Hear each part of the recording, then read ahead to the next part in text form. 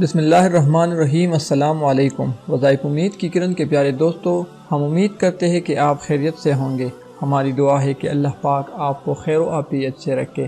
ناظرین، آج کی اس ویڈیو میں ہمارا موضوع ہے صلاۃ التسبیح کا طریقہ۔ اس نماز کی بہت بڑی فضیلت ہے۔ یہ نماز حضرت محمد صلی اللہ علیہ وآلہ وسلم نے اپنے چاچا حضرت عباس رضی اللہ تعالیٰ عنہ کو تعلیم فرمائی اور فرمایا، ہو سکے تو روزانہ پڑھو، ورنہ ہر جمعے کو پڑھو، یا مہینے میں ایک بار پڑھو، یا سال میں ایک مرتبہ پڑھو، یا پھر زندگی میں ایک بار ضرور پڑھو۔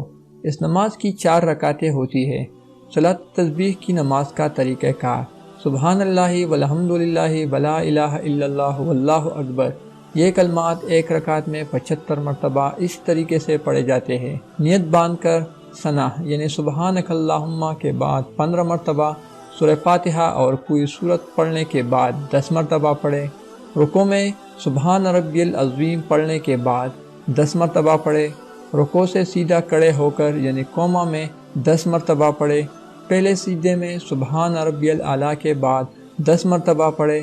پہلے سجدے سے اٹھ کر جلسے کی حالت میں 10 مرتبہ پڑھے، اور پھر دوسرے سجدے میں سبحان ربی الاعلیٰ کے بعد 10 مرتبہ پڑھے۔ اسی طرح ایک رکعت میں 75 مرتبہ ہوئے۔